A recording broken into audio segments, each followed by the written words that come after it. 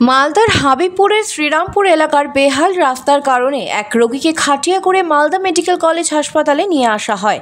সেই রোগীর আজ মৃত্যু হলো মালদা মেডিকেল কলেজ হাসপাতালে। মালদার হাবিবপুর থানায় ভারত বাংলাদেশ সীমান্তবর্তী শ্রীরামপুর গ্রাম পঞ্চায়েতের রঞ্জিতপুর এলাকায় দীর্ঘদিন ধরে রাস্তা বেহাল। বর্ষার সময় ভয়ঙ্কর পরিস্থিতি তৈরি হয়। কোনো মানুষ অসুস্থ হয়ে গেলে তাকে খাটিয়া করে হাসপাতালে নিয়ে যেতে হয়। রানী সোরেন নামে এক বৃদ্ধা অসুস্থ হয়ে পড়ে কয়েকদিন আগে। তাকে খাটিয়া করে একটি বেসরকারি হাসপাতালে নিয়ে যায় পরিবারের সদস্যরা। আবার সেখান থেকে তাকে বাড়িতে নিয়ে আসা হয়, আর সেই ছবি সোশ্যাল মিডিয়ায় ভাইরাল হয়। সংবাদ মাধ্যমের খবর সম্প্রচার হওয়ার পরেই যাতে আবার মালদা মেডিকেল কলেজ হাসপাতালে ভর্তি করা হয়। আজ মৃত্যু হলো তার।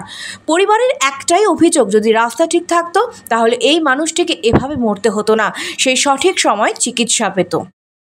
আমার শাশুড়ি আগে ডায়রিয়া হয়েছিল, ওটা সেরে তারপর হাত পা অবসের মতন অবস্থা হয়ে গেল, কথা বলতে পারছিল না, আর আজকে 8টার সময় মারা গেছে। তো খাটিয়াতে করে রাস্তার অবস্থা খারাপ, তো লিয়া আসে রবিবারে 11টা 20-তে ভর্তি হয়। তা ভালো না থাকলে এরকমই হবে, এক এক পর এক যাবে একটা করে।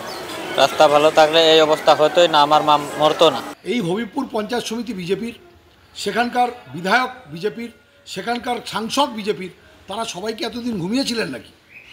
বাংলার মুখ্যমন্ত্রী সারা বাংলায় পথশ্রী প্রকল্পে হাজার হাজার কিলোমিটার রাস্তা তৈরি করেছেন, আর বিজেপি এই MGNREGA's টাকা, আবাস যোজনার টাকা থেকে আরম্ভ করে সমস্ত টাকা আটকে রেখে এই বাংলার মানুষদেরকে এইভাবে যে মানুষের মৃত্যু হচ্ছে তার জন্য দায়ী হচ্ছে বিজেপি, তার জন্য দায়ী হচ্ছে কেন্দ্রীয় সরকার।